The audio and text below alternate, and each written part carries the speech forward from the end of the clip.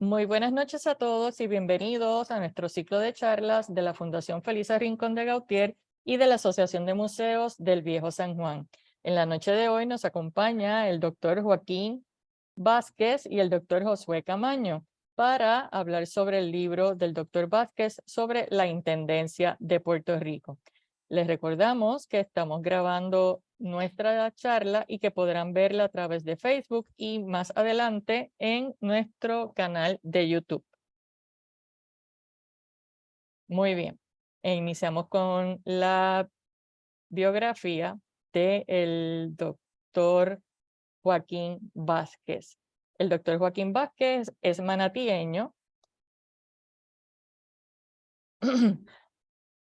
Fue auditor del programa Head Start, profesor de la Escuela Superior Fernando Callejo en Manatí y también director de finanzas del Instituto de Servicios Comunales, director del Programa de Desarrollo Artesanal de la Administración de Fomento Económico y presidente y propietario de Accounting Consultant Services y Asociados.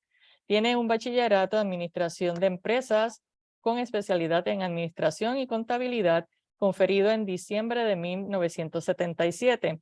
Tiene una maestría del Centro de Estudios Avanzados de Puerto Rico y del Caribe con una especialidad en Historia de Puerto Rico y del Caribe, summa cum laude, y también tiene su doctorado en Filosofías y Letras con especialidad en Historia de Puerto Rico y el Caribe del Centro de Estudios Avanzados, summa cum laude.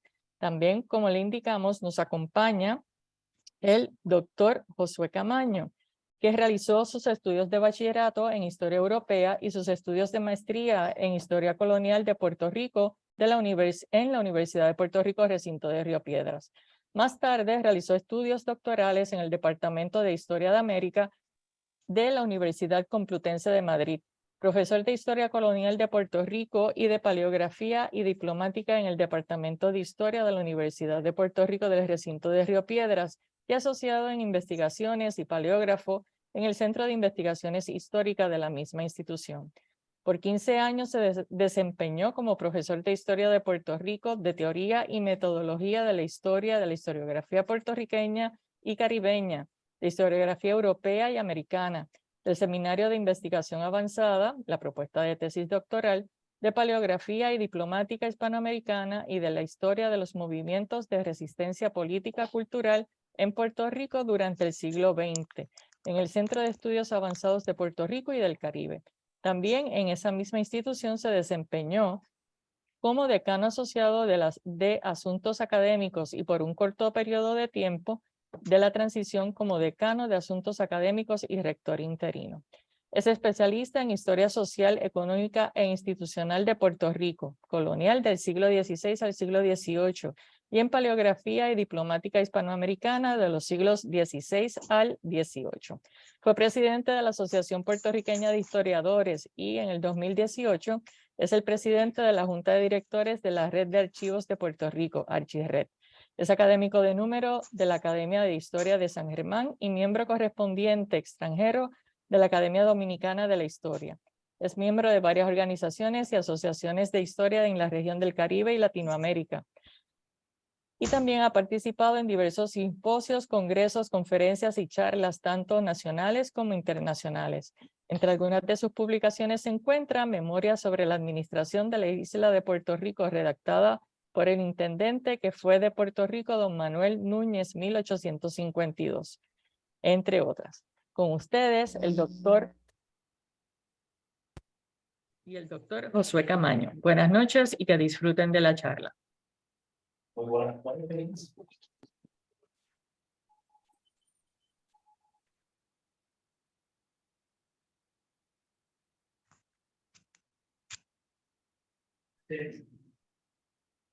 Quiero agradecerle a cada uno de ustedes su comparecencia para compartir este rato con nosotros, de compartir información. Agradecerle al doctor Roberto Echevarría, que fue mi profesor, que está presente. Al doctor Caballo, que también fue mi profesor. Y agradecerle a unos compañeros doctores investigadores de Panamá que están sintonizando para mí privilegio poder compartir con ustedes este proyecto que fue de muchas horas de trabajo, pero quiero hacerles una anécdota para que podamos entrar un poco en contexto. Esta es una conversación, la pregunta que ustedes tengan, con mucho gusto finalizado el tópico y yo se la puedo contestar. Dicen que uno se tiene que enamorar de los temas para la investigación. Yo a eso le adiciono que hay veces que los temas atrapan a uno. Cuando yo estaba iniciando estos procesos, yo tenía unos temas ya definidos, que era la industria puertorriqueña, porque yo había sido su administrador de la industria puertorriqueña en Fomento Promo. Y nada, iniciamos el proceso.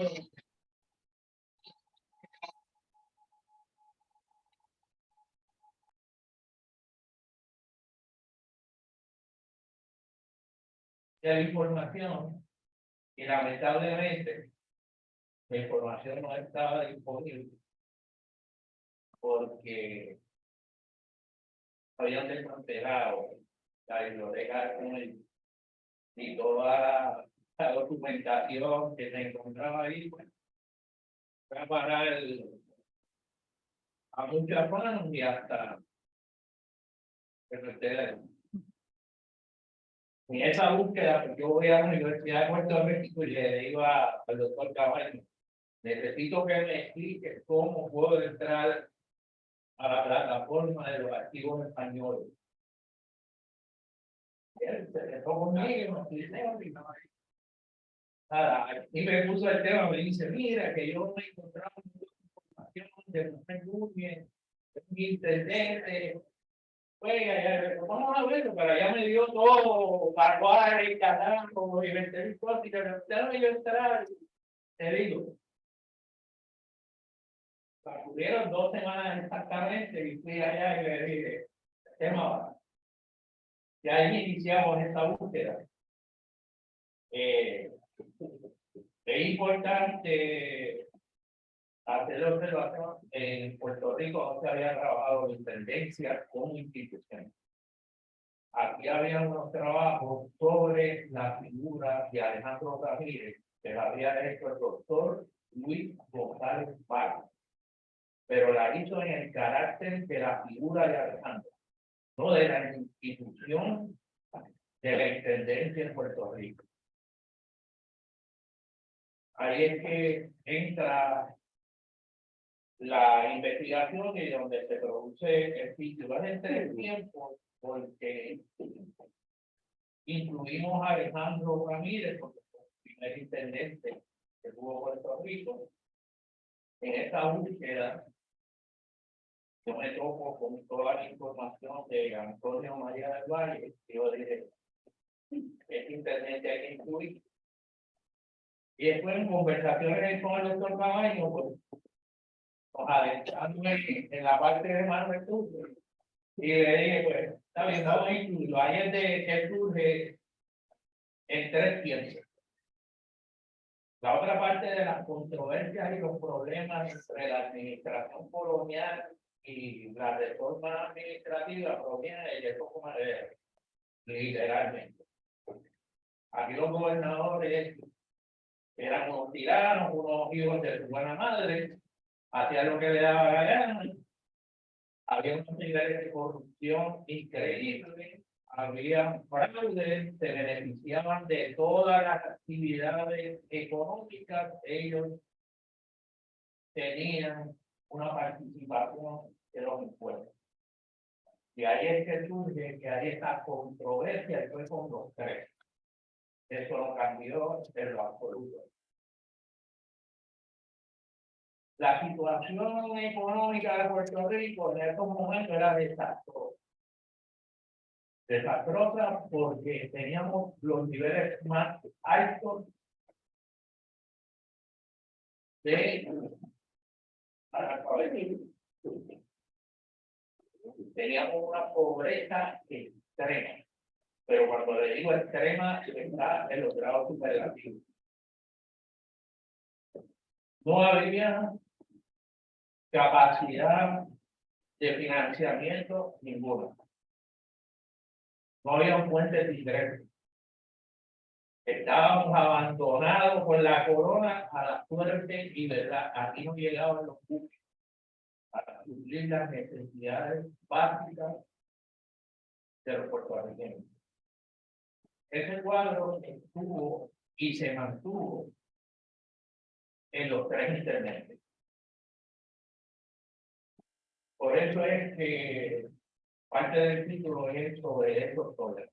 Y los problemas eran estos. O sea, una vez entran los intendentes a hacer medidas correctivas, sanear la administración, había choque de poderes, porque literalmente era un robo descarado que estaban teniendo los oficiales, tanto el gobernador como todos los oficiales que tenían su injerencia en puertos, aduanas, tribunales, o sea, todo el mundo estaba sacando, de lo poco que entraba, todo el mundo sacaba. Y ahí empezaron las luchas de poder cuando los intendentes intentaron hacer medidas correctivas, implementar unos procesos para mejorar la actividad económica y naturalmente mejorar la condición. Dicho esto, es un cuadro bastante generalizado, de una forma sencilla, para que lo puedan entender. Si hay alguna pregunta sobre esto, una duda, con mucho gusto. La intendencia es un proyecto que lo generan los franceses, sobre todo los borbones, porque tenían un problema de administración en sus provincias y en su contexto territorial.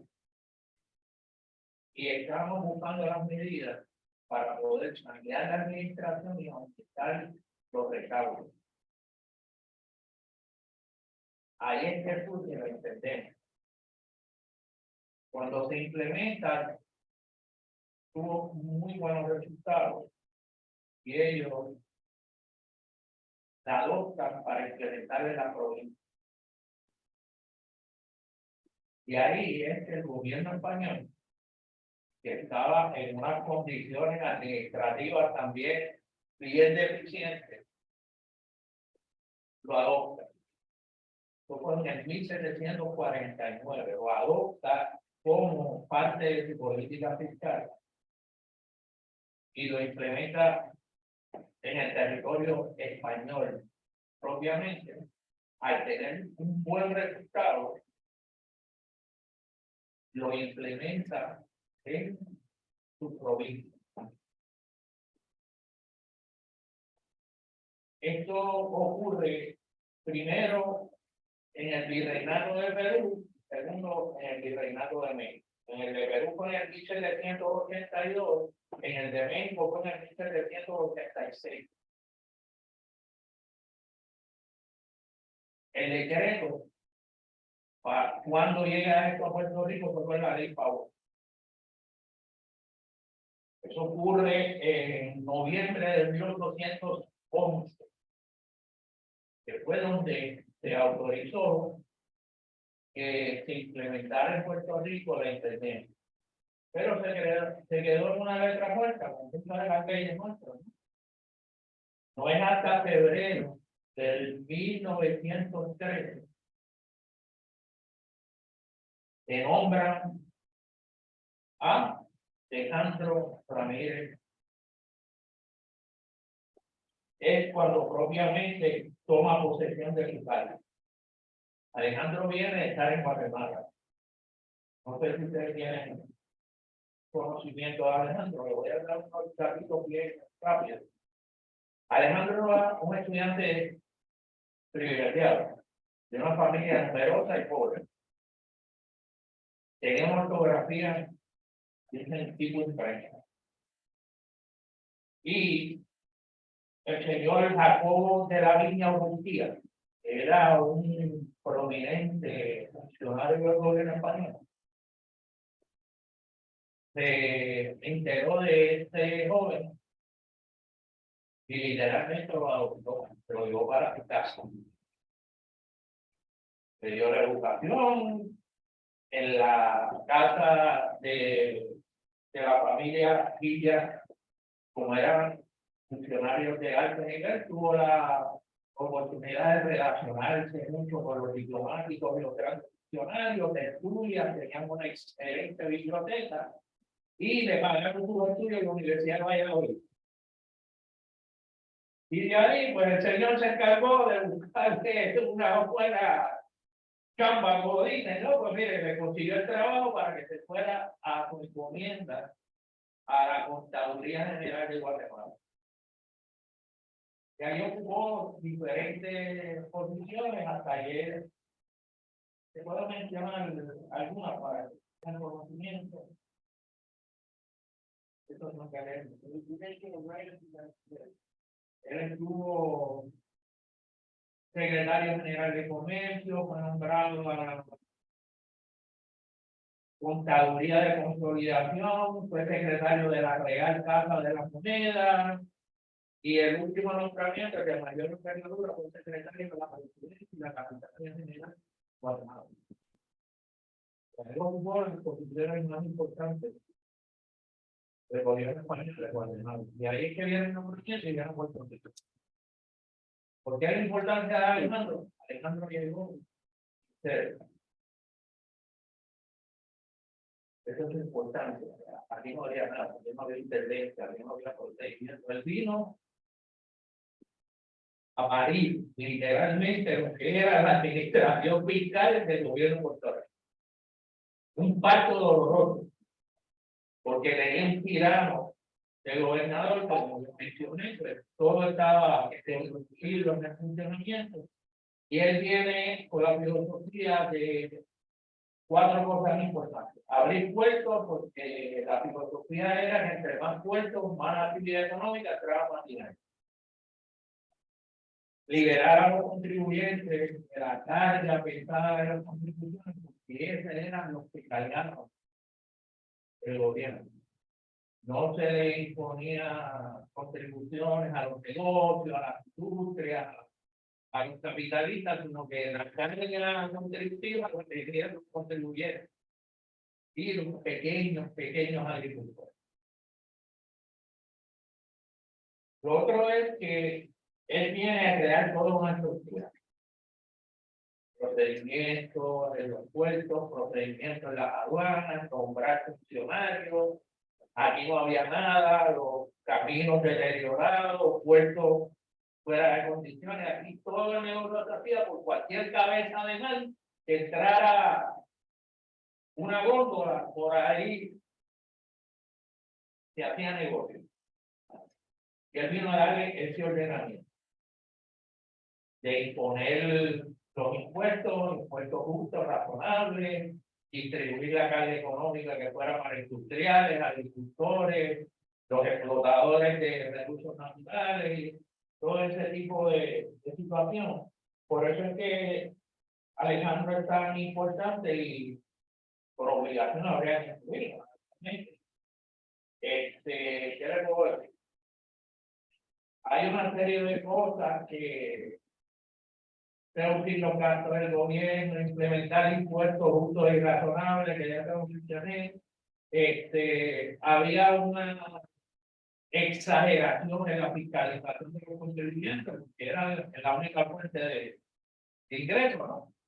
Pero está muy ajeno a lo que está pasando. Hay un grave problema, y aquí había la ríos del alma, digo yo. Las tierras se lo otorgaron a gente que no tenía conocimiento de la agricultura, que no tenían el más mínimo expertise de intención de poder hacer un negocio efectivo con las tierras, porque eran amigos del gobernador y le daban las tierras. Cuando se iban, las vendían con unos precios ridículos. Eso fue otro grave problema. Cuando surge todo esto, hay un gobierno operando con un déficit terrible, que prácticamente el dinero se lo otorgaban a los amigos que ocupaban posiciones en el gobierno que eran españoles, no había ningún puertorriqueño. Todos eran españoles y tenían los mejores puestos. Claro, que quiera decir que la carga operacional del gobierno era sumamente pesada para poderla cubrir con las pocas contribuciones que podían entrar. ¿Cómo trató de hacer una serie de cosas? Pues mira, estableció los controles internos, creó un plan de reparto de tierra, eso lo expliqué. Él enfatizó inicialmente el incentivar la ganadería vacuna y la agricultura. Nosotros tradicionalmente en todo este siglo,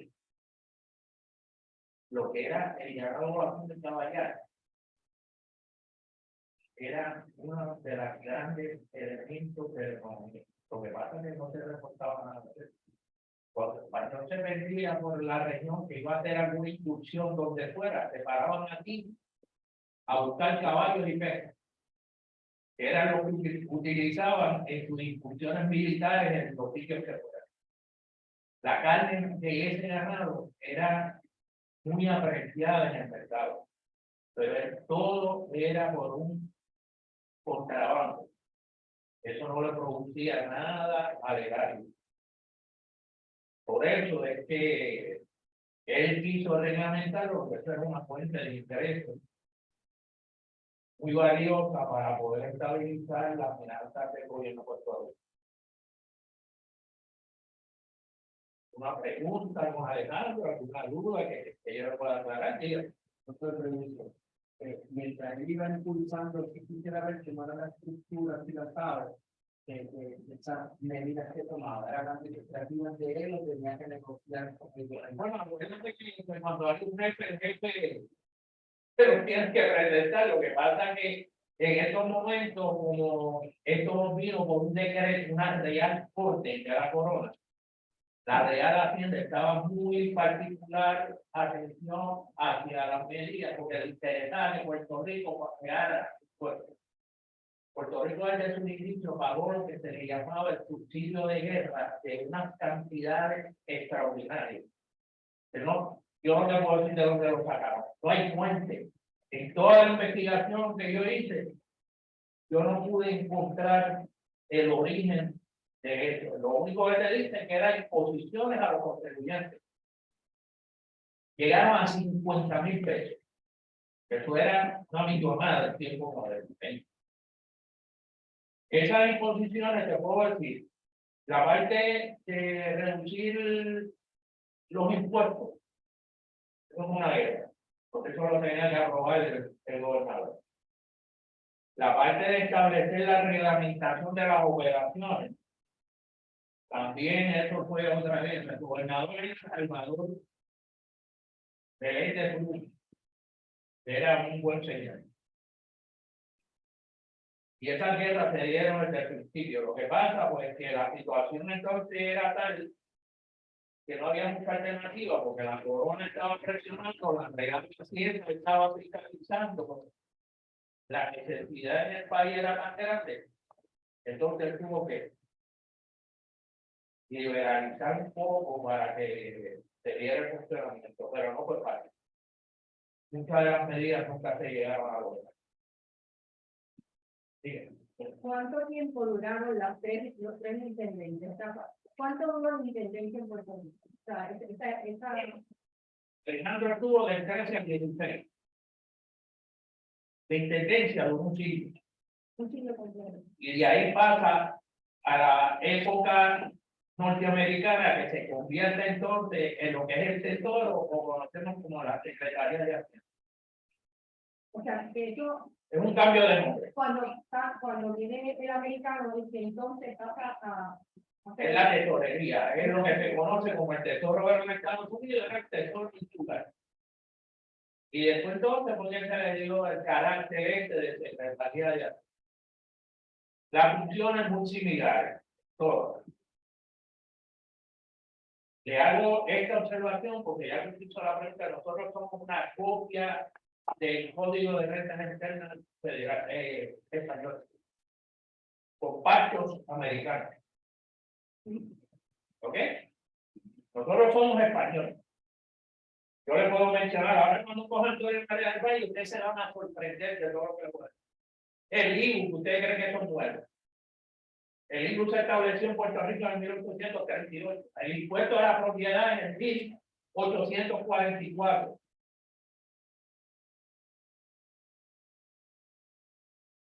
El impuesto de exportación, 1846. El impuesto a las carnes, 1847. Esto es español. Lo que hoy tiene el CRIM, propiedad mueble y inmueble. Venta, impuesto sobre la venta, ahora pusieron el impuesto sobre venta y uso. El impuesto sobre el terreno, ahora le llamamos propiedad inmueble. O sea, nosotros tenemos un sistema que ahora es un híbrido que solamente Dios lo sabe. Porque aún lo que llevamos mucho tiempo en esto, yo soy contador público autorizado hace 44 años. Y este revolú hay veces que no hay quien lo entienda, hay que cogerlo con vista para descifrarlo, porque son empíricos, que este es el país donde más leyes se hacen. Y ninguna sirve, porque una es contraproducente con la otra y sigue produciendo pactos. Y cuando usted viene a ver, tiene una ley, tiene 5 proyectos enmendatorios que son contradictorios contra la ley. Y por eso muchos se quedan ahí. Y al final de la cosa, pues el contribuyente es el que paga las prendas. ¿Alguna pregunta? El principio del siglo XIX al XX es que entonces duraría la intendencia. Mira, la intendencia empezó en el 11, cuando el nombramiento se puso en práctica en el 13, terminó en el 97 con el último intendente español. En el libro, en la página 306.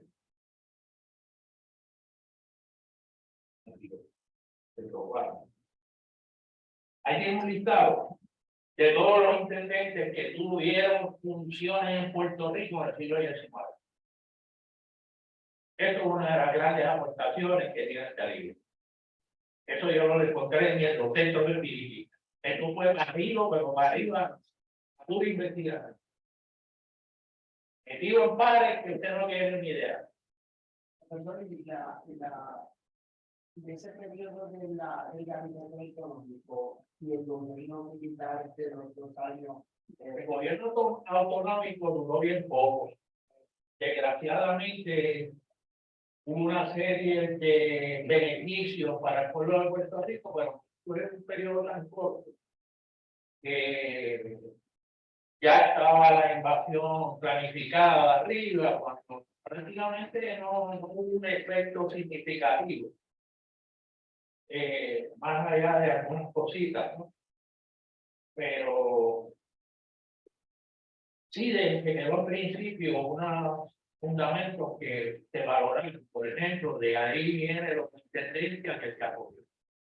Y se estuvo en todo el proceso de un mecanismo norteamericano que es el interesó, porque de esto se vienen los intereses, ¿no? Un cambio de nombre y tendencia, pues, el tesoro, después secretaria de la Hacienda.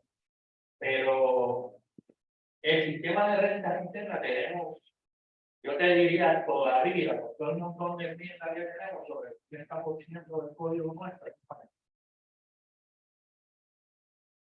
Que ya te mencioné algunos, te puedo dar la fecha, porque la fecha es muy fuerte. Pero ese fue el funcionamiento. El último intendente nuestro estuvo el 27 de noviembre del 97. Alejandro Infiesta. Ese fue el último. Aquí están todos por años, cronológicamente, en los periodos. Aquí hubo internet de un año. Un internet de 9 meses. O sea, esto era fuego a la lata. Los más que estuvieron 2 años, 3, Antonio María del Valle y Núñez. Fueron los más que estuvieron. Y hubieron gente que eran a ver de paso, iban, se sentaban y se iban. Pasaron desapercibidos porque no hicieron nada. Nada. El libro de Alejandro Juárez. Bueno, ya no, mire, el segundo apellido blanco. Carlos Blanco. Madrileño, nacido en Valladolid.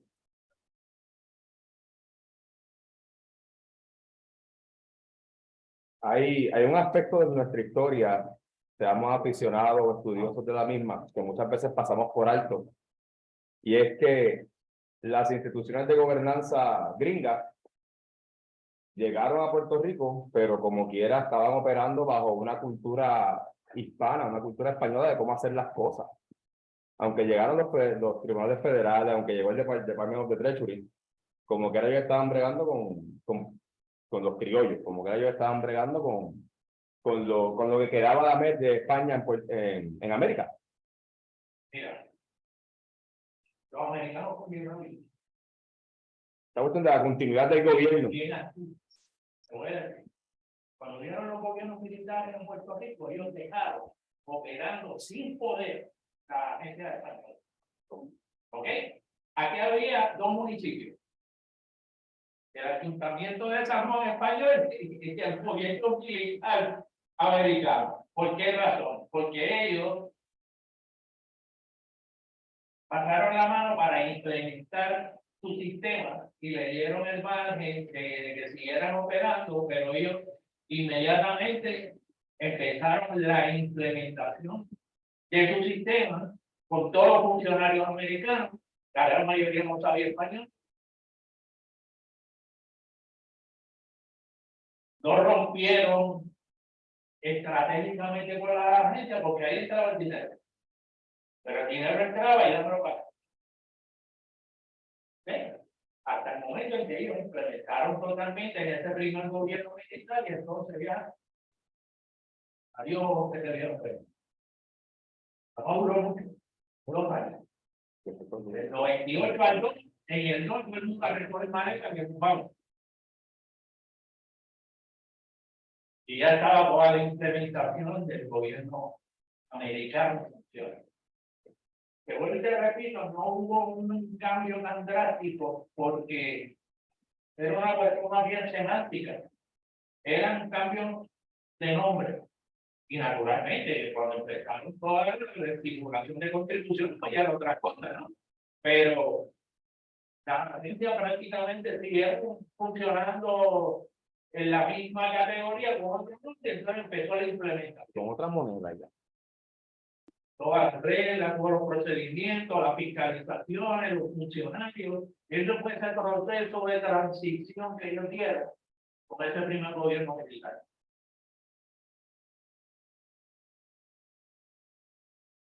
Lo de una nota, porque veo que ustedes están muy interesados. Solamente en Puerto Rico ha habido un intendente puertorriqueño, de María Ramírez de Arellano, que también que fue alcalde de Nayarit. Cuando Alejandro sale, hay un nombrado ministerio. Una nota curiosa, estuvo del 17 de agosto del 16 al 30 de mayo del 18. Es un terminal. El único intendente puertorriqueño. Un terminal. Una nota. ¿Cómo se llama? José María Ramírez de Arellano, fue alcalde de Mayagüez. Y si tienen datos, fue receptor de una de las dispensas del gobierno español para que fuera inversionista en la explotación de minas en el Perú y en la trata de negros en el Caribe. No le estamos explicando y acaba porque ese es un punto de referencia a una futura investigación que yo pues, estoy dándole un poco de pensamiento, que tengo los proyectos en camino. Sería bien interesante sacarlo si la información está disponible. Bueno, acabamos con Alejandro. Señores, este intendente para mí es de suma importancia. Inclusive yo estoy escribiendo un libro de él. Ya lo tengo bastante adelantado, que esperamos que en septiembre esté ya en el horno. Antonio María del Valle es un militar de carrera. Hombre, con una visión administrativa muy amplia. Cuando llega a Puerto Rico, ya sé cuál era el panorama. Eso no cambió. Pobreza, analfabetismo, corrupción, fraude.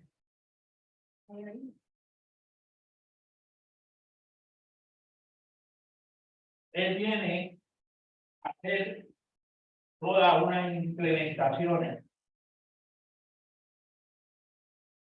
de poner en orden el gobierno de Puerto Rico. Había un desastre. Mal funcionamiento, una desorganización, un fraude, una corrupción. Y él viene con la idea de establecer un ordenamiento y hizo lo que hoy conocemos como una auditoría interna. Eso es sumamente innovador en el juego. Estamos hablando de 1838. Para poder determinar la magnitud de las operaciones, el déficit, la cantidad de empleados, el mal funcionamiento, pues. Y él es el que empieza a ordenar el sistema de gobierno. A raíz de esa auditoría,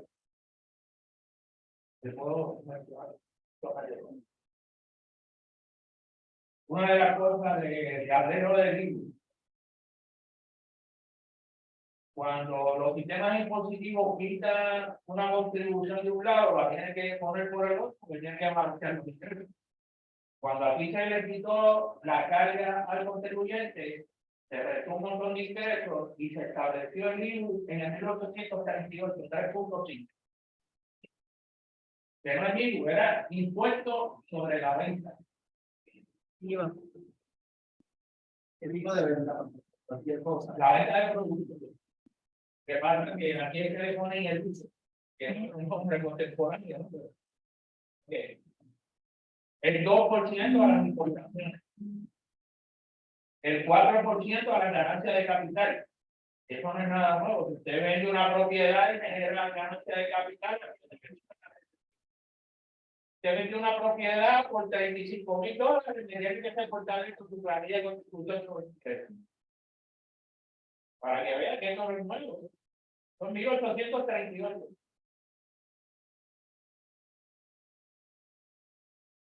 Pero ahí empieza el problema de que había un mal funcionamiento del gobierno, las aduanas y puertos eran abismales. Cuando entra Antonio María del Valle, habían 27 puertos. Eso es una cantidad onerosa, con un montón de personal. Entonces él empieza a cerrar puertos, a relocalizarlo. Estableció el sistema de personal para maximizar los empleados de acuerdo a sus capacidades, lo que hoy conocemos como maximizar el servicio, ¿no? Es un análisis de las capacidades que tenían sus empleados para ubicarlos donde pudieran dar mejor funcionamiento al gobierno de Puerto Rico. Estableció los controles internos, estableció un sistema de contabilidad que no se tenía. Aquí las entradas que se hacían eran por anotación, pero no se tenía un sistema como en contabilidad se establece donde se afecta el ingreso y reconoce el gasto. Aquí simplemente compré 10 cajas de cerveza y los pagué con tacto. Y te lo anotaban. No había los informes financieros a tiempo.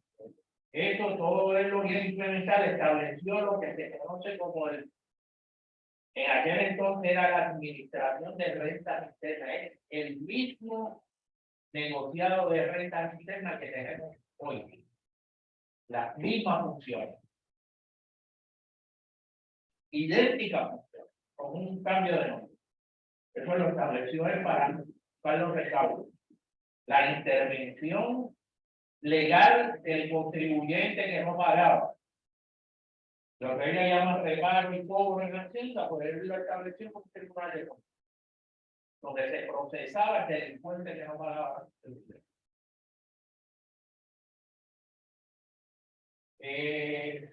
Lo de adiestrar el personal ya te lo mencioné, estableció las políticas públicas para balancear el presupuesto, maximizar los recursos humanos, laboratorios, culturales. Aquí hay un dato bien importante que fue el primer intendente que hizo justicia a los empleados. Aquí había una doble vara. El empleado español cobraba los mejores sueldos. Los puertorriqueños cobraban los sueldos más bajos, aunque hicieran lo mismo. Aunque en categoría estuvieran lo mismo. Un contador español y un contador puertorriqueño te cobra más que este, y hacían lo mismo. Él implementó el sistema de personal de darle como lo que conocemos hoy como un sistema de mérito para que tuvieran equidad en los sueldos y en las funciones, para motivar, para incentivar a los empleados a que no cobraran y no permitieran los fraudes y la corrupción. A la falta de información financiera, él hizo toda una compilación de información que estaba disponible para poder establecer un presupuesto por las categorías de operación que tenía el gobierno de Puerto Rico. Esto es una real orden que ninguno de sus antecesores, que fueron 9, cumplió con la real orden. Seguían escribiendo, haciendo un corte llave. Esa era la información financiera. Presentaban a hacer una novelista de amor. No había nada estructurado. Y él se dio la tarea de estructurar todo el proceso financiero para poder tener los controles internos, para poder hacer un análisis. Aquí en el libro tienen un estado que yo lo compilé de lo que él había hecho, le hicimos arreglos, y está publicado. Y yo le hice los análisis para que pudieran entender de dónde están las cosas de conta y por una cierta.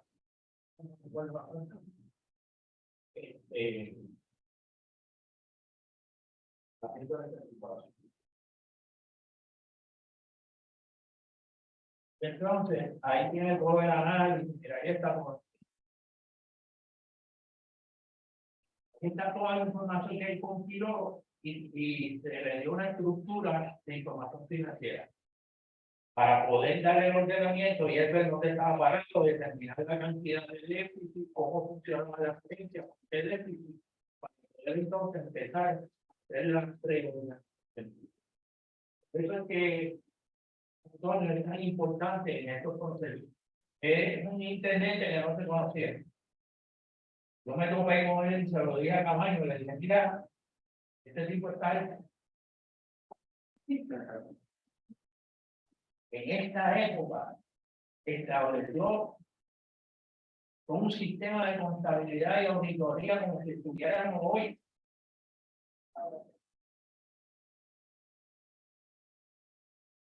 Entonces fue que entró propiamente la disciplina administrativa y financiera en el gobierno. ¿Y qué mencionó su investigación en cuanto a acción de hostilidad o el señor gobernador o cambió de gobernador? Bueno, sería lo mismo. Mira, es que esto Esto es muy natural que ocurre. Cuando yo entro a hacer la investigación, yo estoy metido en pares. Esto es una investigación de fuente primaria totalmente. No es nada fuente secundaria. Esto se hizo en pares.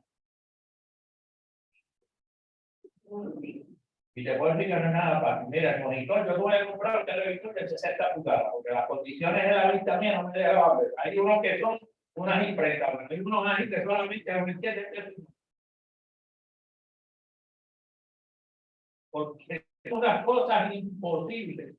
Yo soy calígrafo, yo soy artista, yo soy escultor y tallador y soy calígrafo. ¿Tú sabes lo que yo hacía? Buscar reconocimiento de rasgos. Que si me coge la hora, me dice 40 con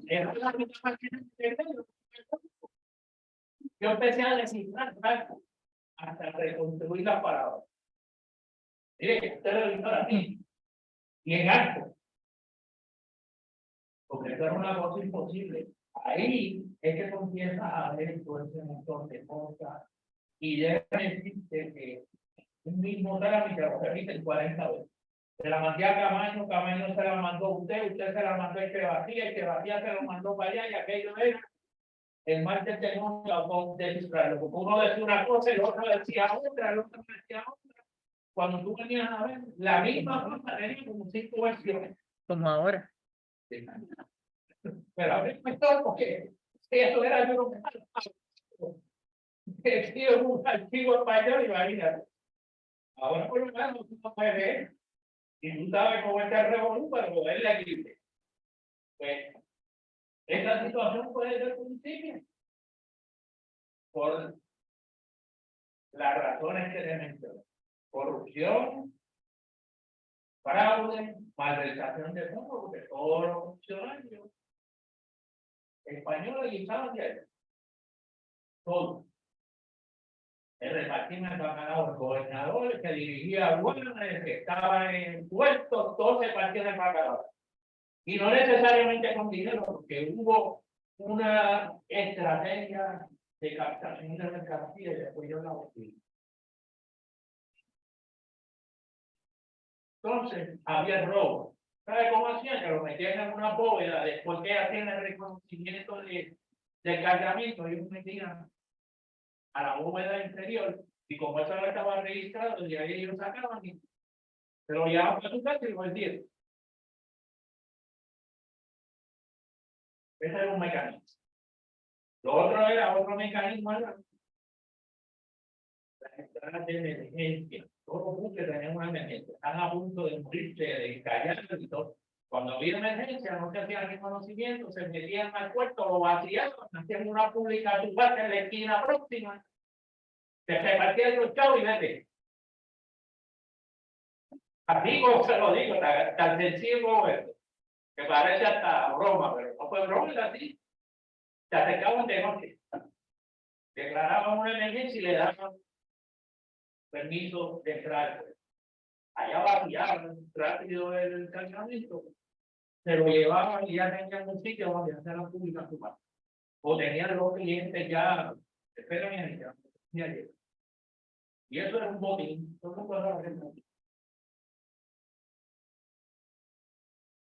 Para eso fue otra lucha que la hizo Manuel del Valle, que era un dinero, hubo que contratar embarcaciones especializadas en nada, para evitar que propagar el contrabando en estas cabezas de playa.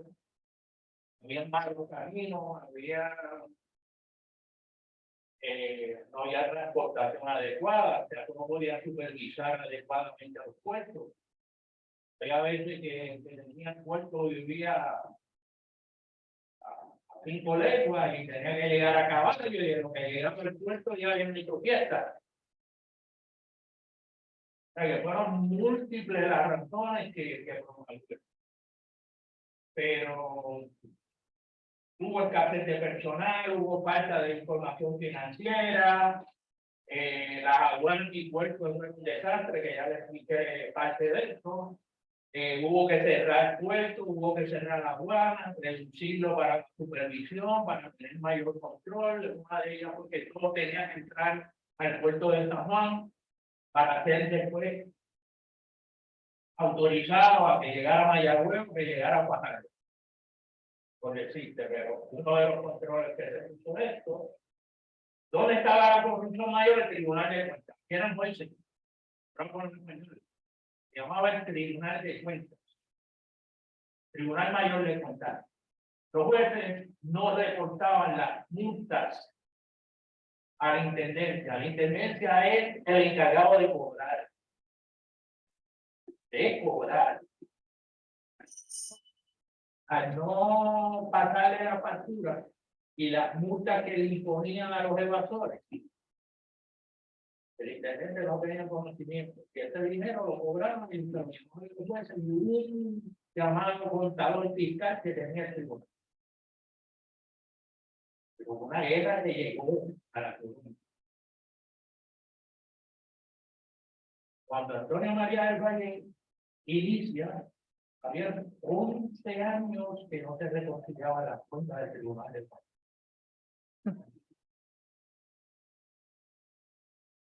Una pequeña oportunidad bien. Para saber si la entidad se va a hacer. No, eso es como ustedes. Mira, que va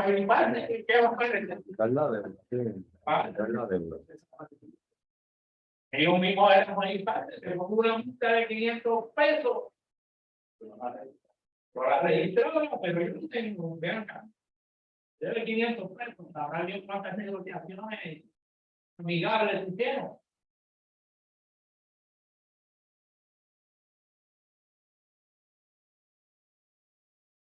Hay otro problema.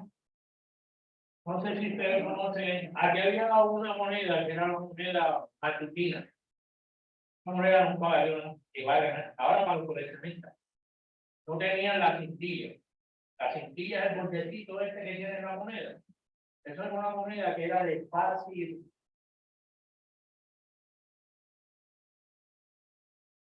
duplicación. Porque no tenía forma. Y no tenía el cordoncillo, ni tampoco tenía el sello de control que establece las acuñaciones. Por ejemplo, tuve las letrecitas 1943, serie D, que si tienes ese chavo, empieza a brincar desde ahora. Vale 35 millones, ¿qué los dólares? Pues eso fue otro problema porque esa moneda los comerciantes no la van a tocar. La moneda que le daban la gana. Y la moneda va a ser válida un dólar, donde existe. Y el comerciante le dice, no hay 40 chavos. Pues toma, lo dejan. Tú necesitabas producto y necesitas por lo que ellos dijeron. Otro problema fue que aquí, para poder solucionar los déficits, emitieron una cantidad de papel moneda que no la soportaba nadie. No había con qué respaldarlo.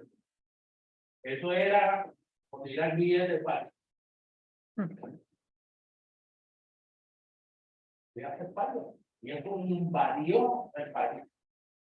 Pues ya los billetes no valían nada. Nadie no los quería. Tú ibas a comprar y te decían que no. Tienes otro problema de poder adquisitivo. Tenías dinero, más o menos te das cuenta. Nadie lo quería, no voy a comprar. Sin fondo. ¿Cómo hacían las transacciones de si no aceptaban el papel moneda? ¿Qué otra cosa ellos aceptaban en la transacción? Sabemos que Monedas, intercambio, porque mercancía, comida, tendría que ser un intercambio. Aquí había mucho trueque. Había mucho cambio de especies, por ejemplo. Las pieles, la carne, el jengibre. Yo estoy escribiendo un libro sobre eso. El jengibre fue el elemento de contrabando más valioso cuando colapsó la azúcar. No fue el tabaco ni el café, fue el jengibre. ¿Por qué? Poco dinero para cultivarlo, poca tierra, necesitaba poca mano de obra y era prácticamente silvestre y lo querían donde quiera que se metiera. Era de muy buena calidad. Eso era un instrumento de cambio. No era dinero, el cuero, el ganado, los caballos, los perros. Nosotros cultivamos vainilla. Sí, pero la vainilla no fue. Y el algodón, que aquí se ve, el algodón aquí no fue un volumen tan significativo.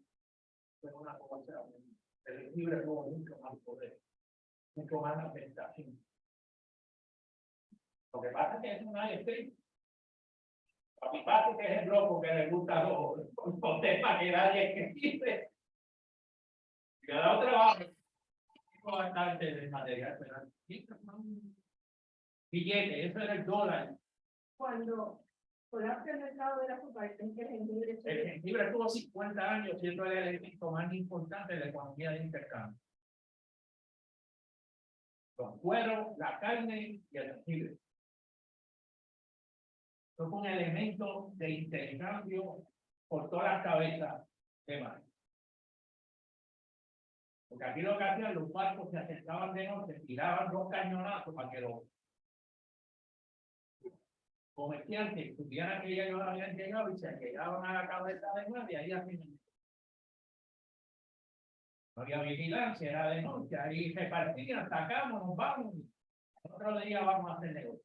La cabeza de mar importante que se recuerde de investigación. Arecibo. El muelle de Arecibo no existía. Barceloneta, la cabeza más importante del área norte.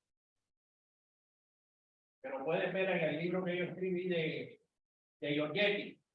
Ahí está. Palmas Alta. Ese fue el muelle más importante del área norte, aparte del Tecamo. En Barcelona. En Barcelona. Todavía están las finales. Porque entraba por la boca de Barceloneta y es un mar que la corriente que traía a la orilla era totalmente llana, la parte de la arena que todo el mundo se podía acercar y ahí era. Ahí estaban los vapores que venían a recoger la caña molida de la central Pechuela para llevarla a los Estados Unidos. Está en el libro de Giorgetti.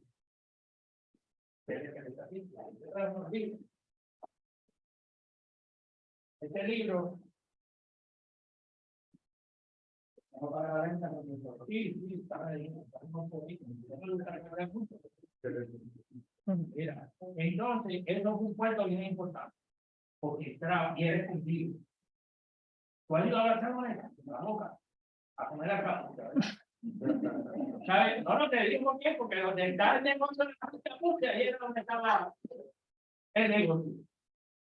Entraban así, no estaban naturalmente aquellas casas, no había no aquellos que están en la orilla, porque aquello estaba más compactada la cosa y entraban por aquí.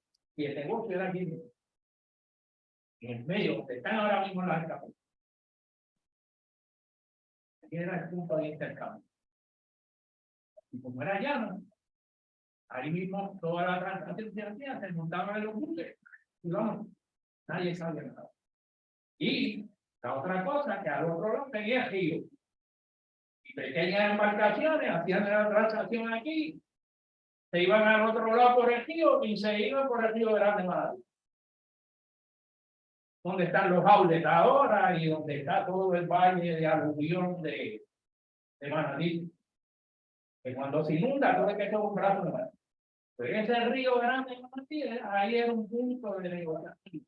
Salían de la boca, entraban a la arena, podaban en el río, vamos.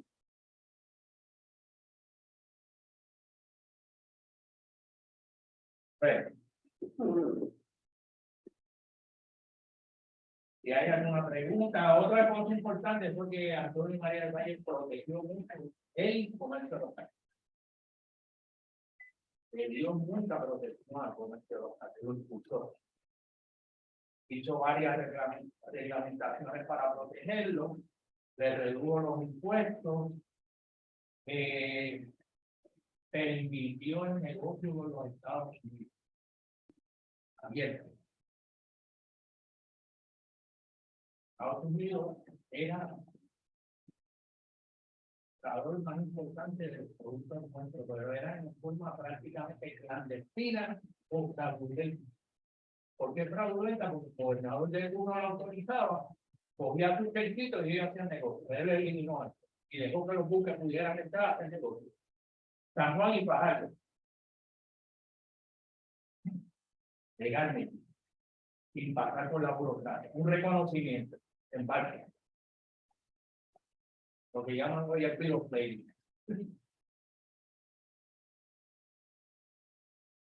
Otra pregunta.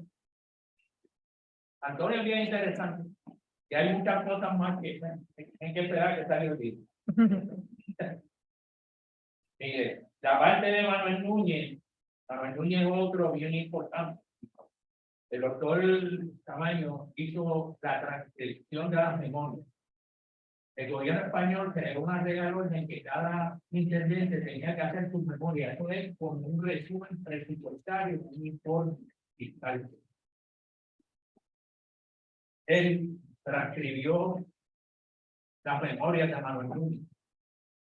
Está en el libro, nosotros lo presentamos en el Centro de Investigaciones Históricas. Manuel, un militar de carrera, pero tenía preparación universitaria. Y tenía la fiadeza. Su padre fue el último virrey del Virreinato de Perú. Aquí. Esa es la esfera de poder y poder alto. Cuando él llega, pues había lo mismo, ¿no? Una guerra que estaba el honorable Juan de la Pezuela. Este ha sido el gobernante más terrible que tuvo Puerto Rico luego. Hizo unas varias cosas buenas, tampoco, pero fue un individuo terrible. Cuando entra a Núñez volvió a lo mismo, hizo un reconocimiento de las condiciones de la isla y se tiró a caballo a circunvalar la isla. Para conocer de primera mano los agricultores, sus necesidades, sus productos, sus limitaciones, los ganaderos. Ya él fue a la fuente para conocer cuáles eran los problemas, cómo se podían ayudar y cómo se podía incentivar el desarrollo de la actividad comercial en el sector. El único que va a decir. Los demás trabajamos en periferia. No había el valle de negó en funcionarios que trajeran información, pero no la hizo. Cuando él realiza esto, pues mire, aquí lo que había eso era desastre. Después de un tirano, un déspota, un criminal. Ellos la orden que todo el que no estuviera de acuerdo con una intervención del gobierno lo mataran. Sí, una orden. Porque fue el después del gobierno, la persecución de los jornaleros, bueno, fue una cosa terrible. El gobierno estaba en déficit. Volvemos a lo mismo, la pobreza, el fraude. Cuando Manuel entra y empieza a tener la guerra, número uno, porque la libreta de jornaleros era un desastre para la economía. Porque usted estaba limitado a trabajar en su pueblo. Y si había una oportunidad en San Juan, tú no podías ir a San Juan a trabajar. Te multaban, te metían presos. Bueno, eso fue por dártelo a grandes rasgos, ¿no? Volvemos a lo mismo, entonces él inicia todo este proceso. Número uno, vuelve a atacar el Tribunal de Cuentas para que suministrara la información. Esto llegó a la corona, llegó a la Real Hacienda, porque los tribunales no querían suministrar la información.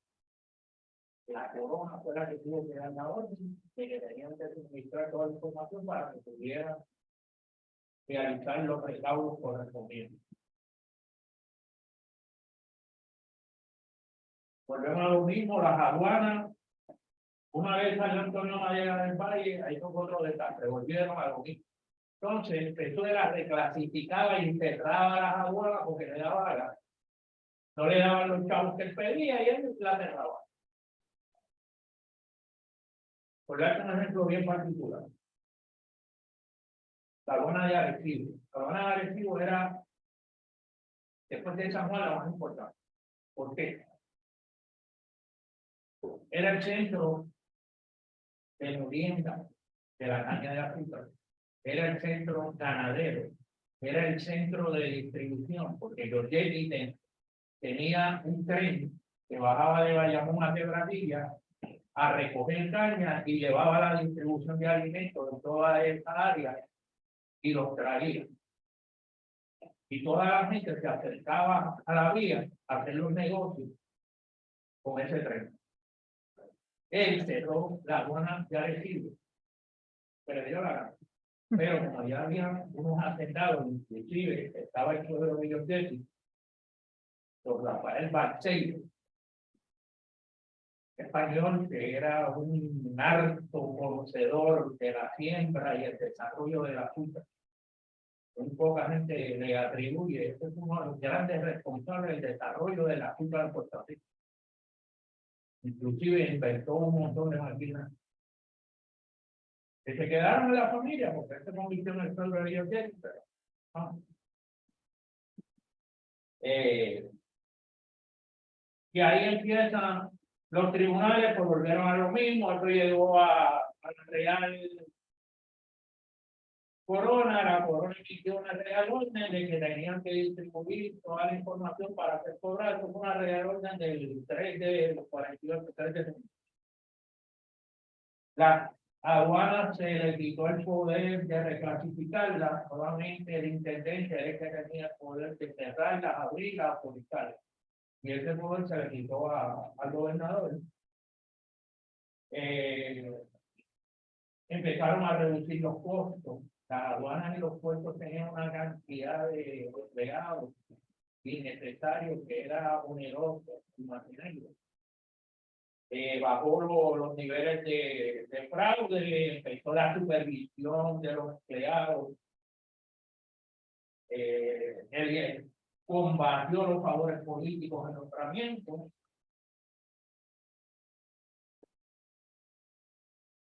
Se creó, aquí hay dos cosas bien importantes, que fue que Núñez creó un comité de asesores del sector privado, pero ayudar a hacer los análisis de los aranceles. Y seleccionaron un grupo de personas muy capacitadas para que lo ayudaran a él a emitir el informe que fuera particular para él analizarlo y contrapuntearlo con el funcionamiento del gobierno. Se dio muy buen resultado porque ese informe lo pidió la Corona y se aceptaron esta recomendación. Redujo la parte que los fraudes, implementó una brigada que se llamaron carabineros.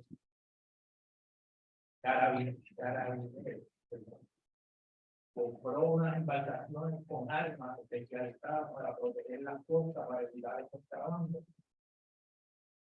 Y pues él fomentó el desarrollo de la agricultura y del ganado vacuno, porque él era un fiel conocedor de esa industria y siempre indicó de que esa era una importante exportación.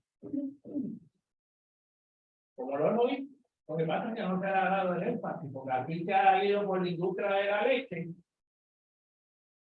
y entraron los grandes intereses de la índula, la reivindicación y los disparates del gobierno. Y se defendió la esencia, aparte de que los ganaderos muchos son los mafiosos. Todo es propicio del ganado de carne, que era de vital importancia, se olvidó. Ahora mismo tenemos lo mismo. 90% de la carne que nosotros consumimos viene de afuera. Cuando nosotros tenemos una industria ganadera poderosa, Ahora, la industria porcina, pues está, pero está muy por debajo también. Y él enfatizaba mucho en que eso es una industria que era el futuro de nuestra vida. Bueno, aumentar los ingresos, creó un montón de liberar los impuestos, liberar al contribuyente de la carga económica fuerte de los impuestos y las contribuciones, creó una reforma al sistema tributario, creó una reducción en los gastos militares. Nosotros prácticamente fuimos la provincia, la colonia, que más aportaciones hizo al subsidio de guerra, cuando nosotros teníamos a Cuba, que era más productiva que nosotros, y teníamos aquí, que en un momento dado fue la capital del dinero en el Caribe, que a nosotros nos explotaba. Nosotros teníamos una cantidad de aportación al subsidio de guerra que era prácticamente insostenible. También está lo de la esclavitud, que él mencionó la trata de esclavos, y ahí Camaño le puede hablar un poquito más, porque es lo que hizo todo esto, y perdón, Rey. Nada, antes que nada, muchísimas gracias a Inda Rodríguez por la invitación que nos hiciera para estar esta noche con ustedes. Por supuesto, ustedes también, que sacaron de su tiempo para estar compartiendo conmigo. Y al mismo Marcela, por su obra con ustedes. Mi intención va a ser corta, se han escuchado a Joaquín bastante, y quiero que toquen la obra para que se quede. Pero antes de entrar en el precio que hay en la obra, quiero hacer un breve trasfondo. En primer lugar, en Puerto Rico, la historia fiscal, hablo de la historia económica probablemente, la historia fiscal y las instituciones económicas y fiscales, algunas apenas hay, no está este tipo de trabajo. Solamente se haga un artículo sobre la relación de Puerto Rico, que era en 1111, que tuve los primeros 50 años, luego se salta otra vez a trabajar con la nación de Puerto Rico en el siglo XIX, lo relativo a la segunda mitad del XVI, todo el siglo XVII, el siglo XVIII, está por trabajar. No hablo de los hechos económicos, ¿verdad? De la venta o importación, hablo de las instituciones económicas, ¿verdad? Y los personajes que las encarnan, por supuesto, quienes eran el hicieron.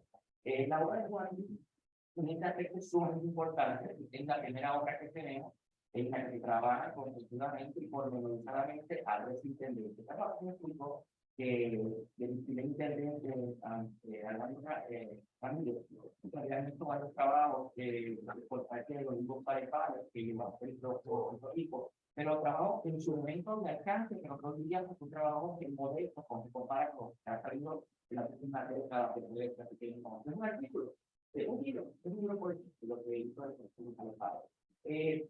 Cuando Joaquín decide trabajar su tesis doctoral, que sigue con él en la propuesta de tesis, y luego la investigación, y luego y me propone un trabajo de una tesis de historia económica o algo económico, contador, ¿verdad? Que es mejor que trabaje con valor de su expertise.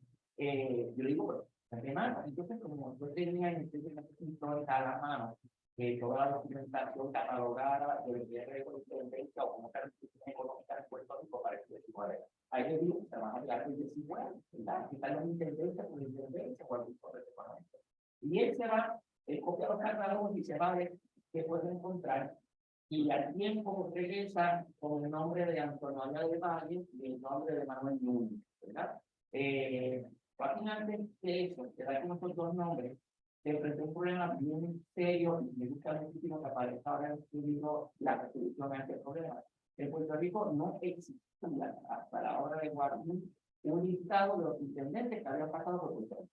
No lo teníamos, sabíamos del primer intendente, la de Ramírez, y uno que otro mencionado alguna vez en alguna obra de Puerto Rico, por el mismo toque, un caso de intendente. El primer trabajo que se va a hacer es levantar la lista. Aquí son estas personas que pasaron por Puerto Rico para la intervención. Y se enfrenta ahí a un problema.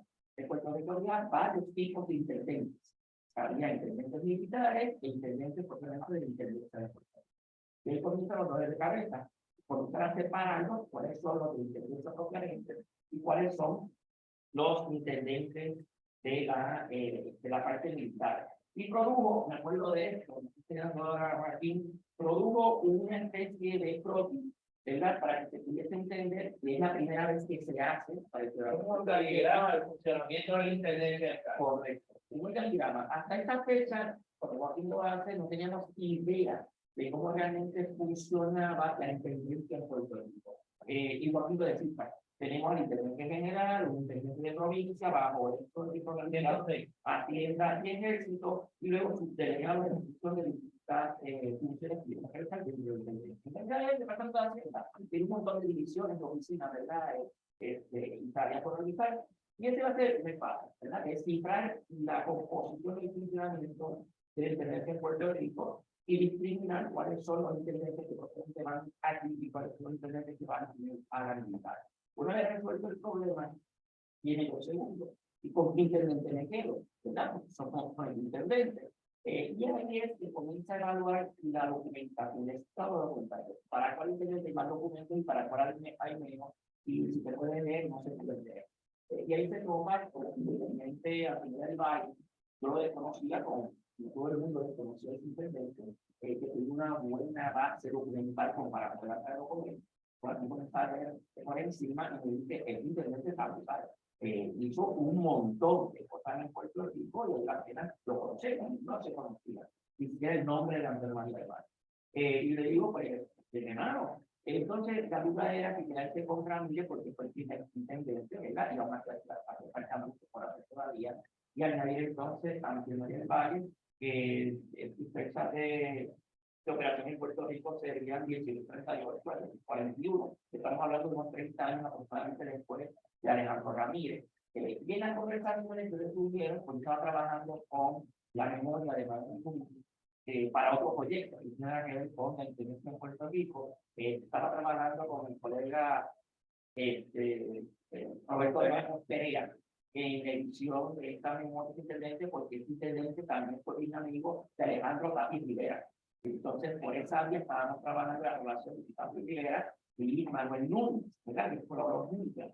Y por ahí, pues habíamos dado una memoria de Núñez y me habían transcrito y le digo Joaquín, yo estoy trabajando con la memoria de Núñez para otra cosa, en este caso, vinculado a Alejandro Tapia Rivera, que tal si te por Núñez, porque yo me había enviado el informe final que se prepara en el 52, 2 años después de que sale de la intendencia. Y me parece fabuloso la cantidad de datos, de situaciones que en caso de Puerto Rico, los problemas, las peleas en Venezuela, da una panorámica de la situación económica y económica en el Caribe, solamente en Puerto Rico.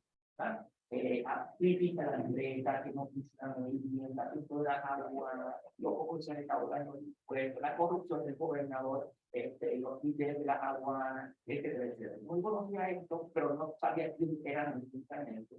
Le digo a Juan, ¿qué tal si se investiga a Núñez? ¿Verdad? Y incorpora a la investigación. Examinó por encima de la documentación y también yo, como yo vi parcialmente, lo vi un poco más profundamente, la importancia de Núñez para la operación de la intendencia de Puerto Rico, donde fue de 48 al 1950. Entonces, llegamos a tener 2 años, 2 años, 2 años. En el caso de Núñez sale porque Venezuela le hace la vida imposible y termina saliendo de Puerto Rico, lo dejaron trabajar. Y ahí es entonces que Joaquín arma este proyecto de intendencia en 3 tiempos, que no es otra cosa, ¿verdad? Que es un proyecto doctoral, y una vez la técnica, pues la cambia ampliar, que metemos a hacer y la convierte en un libro que tenemos para esta información de hoy. Eso por un lado. Por otro lado, quiero destacar 3 cosas. Los 2 intendentes que Joaquín pone más allá de Alejandro Ramírez, que de nuevo, él reivindica y aporta mucha más información de lo que ya se conocía sobre Ramírez. Son 2 figuras extremadamente puntuales e importantes en el desarrollo de los fiscales de Puerto Rico, en este caso de intendencia. Ya como mismo me explicó, la cantidad de reformas o propuestas de reformas que cada uno de los intendentes, entre María del Valle y Manuel Núñez, pensaron o llevaron a la práctica, donde han entrever la seriedad y compromiso de estos 2 personajes para con la economía puertorriqueña. No voy a pensar a veces que los intendentes por el ser españoles, pero están ya comprometidos con lo que es Puerto Rico, ¿verdad? Y los puertorriqueños. Y es todo lo contrario, estamos ante dos intendentes que sí tomaron un serio y trabajaron. Su trabajo también es hacer dinero para la monarquía, pero también tomaron bien en serio la situación de los puertorriqueños, la pobreza de los puertorriqueños, la precariedad económica de la sociedad de Puerto Rico. Se tomaron bien a pecho la corrupción en Puerto Rico, y la corrupción por todo el cuerpo, precisamente al trabajo contra la corrupción en Puerto Rico.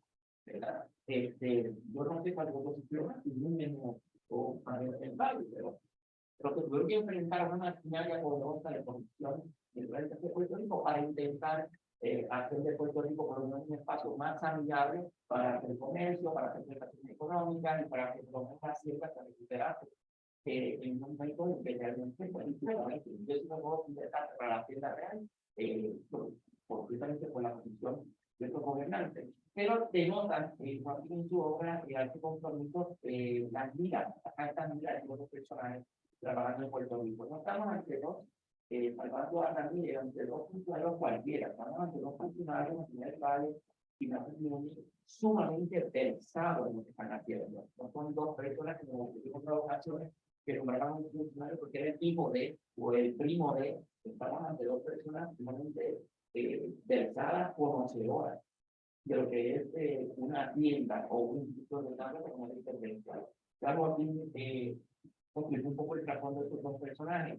Eso es importante, no solamente es su trabajo, sino el trasfondo. No viene a trabajar en estos asuntos. Antes de Valle también un rango asuntos y se enfrentan interesantemente. El primero, Ramírez, que viene de Guatemala, eso es una ciencia mucho más enorme de lo que es Puerto Rico, y viene a Puerto Rico, que es más pequeña, y le dio más dolores de cabeza que el resultado en la de Guatemala. Pero yo no había nada, que iba variando, exactamente, total, un intendencia. Y cada uno de ellos, como ustedes vean ahora, no logramos resolver todos los problemas identificados, porque es importante, cuando ponen el caso de estos intendentes, identifican los problemas, ofrecen unas soluciones, en algunos casos comienzan a solucionar los problemas, pero aquí van a lograr terminar, pero dejan propuestas. A modo de ejemplo, el informe del 52, entonces se provocan, a partir de ser una panorámica de la situación caótica en Puerto Rico, laboral, económica, fiscal, política, militar, también es una propuesta de acción. El niño le dice al rey, esto es todo lo que hay que hacer para resolver los problemas de Puerto Rico. A modo de ejemplo, y no aquí lo digo, a mí me lo el poder que más me llega al mundo por otra razón. Pero a modo de ejemplo, Núñez critica la esclavitud. Hace una crítica mordaz al régimen esclavista. 1852. Estamos casi a cuántos años, 21. Todavía, 20 años todavía. Y ya Núñez, un intendente, un funcionario de la corona de Puerto Rico, está haciendo una crítica bien mordaz del sistema esclavista, porque no es costo efectivo, porque entorpece el buen funcionamiento de la economía en Puerto Rico. Claro, no lo está diciendo por hacer universidad y un tipo de cosas, sino por las razones económicas. Se va a hacer la crítica. Y yo creo que, no tengo aquí los pero este tipo de figuras con poder en la isla, un gobernador, un intendente, un obispo que se atreva a expresarse como que expresa en contra del instituto esclavista, creo que es muy legítimo. Y Antonio María del Valle prohibió el tráfico clandestino. Claro. O sea, el legal se podía hacer, pero el clandestino no combatió. Y Manuel Muñoz estuvo en contra del mismo sistema, por razones económicas. Una pregunta. ¿Por qué usted dice que el sistema esclavista no era costo-efectivo? Para Núñez, para Núñez. Para Núñez. Es que los esclavistas nunca fueron costo-efectivos. Nunca fue. ¿Usted sabe por qué? Primero, que el número de esclavos en Puerto Rico no fue un número significativo. Primero. Segundo, los costos de traer la trata de esclavos a Puerto Rico no era barato.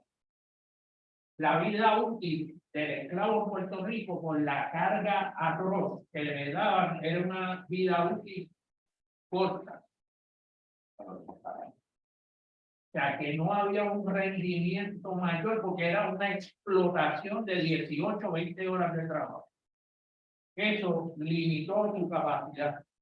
Otra de las cosas era que para usted poder tener un rendimiento tan grande tenía que tener una cantidad de esclavos que pudiera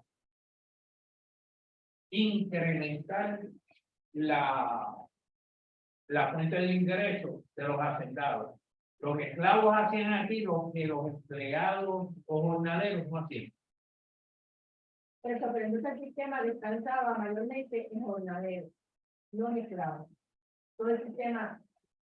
No necesariamente. Es un complemento, porque lo necesitaban, pero el problema era que la explotación era como, o sea, bueno, cualquier persona a 20 horas de trabajo lo que le daban era maricita. El rendimiento era poco. Esa era la comida del esclavo, maricita. La marmota con bacalao.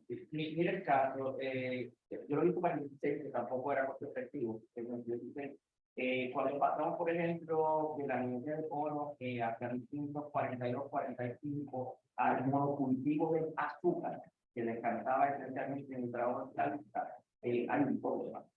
Hubo fincas o haciendas exclusivamente de producción de azúcar, pues no va a funcionar el sistema esclavista para ello. Eso es un sistema económico agrario estacionario.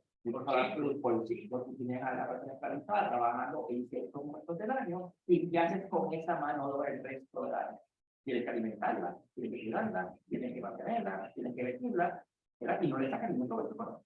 Cuando llega la bruja, lo que llaman, que es el cierre de la temporada de cultivo del azúcar, si no había un complemento, que solamente eran bien pocos los hacendados que tenían otras actividades económicas que esa mano de obra, inclusive los jornaleros, pudieran mantener en función la finca y los procesos que fueran productivos.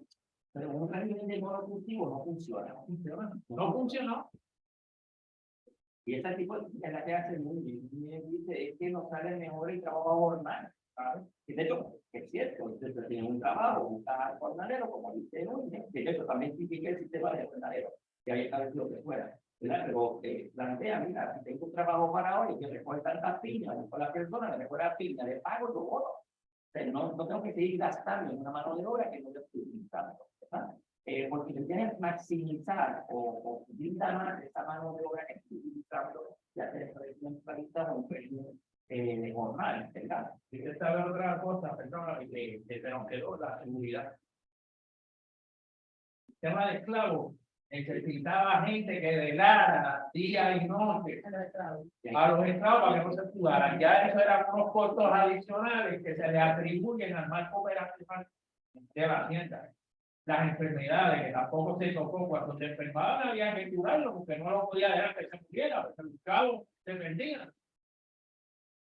Desde ese punto de vista, volviendo a Núñez, es lo que me gusta del trabajo de Joaquín, rescata a tres intendentes y concretiza uno, que es el primero, Alejandro Ramírez, y rescata a dos intendentes totalmente desconocidos de Puerto Rico como el resto. Y vamos a tener que seguir haciendo esto para ganar.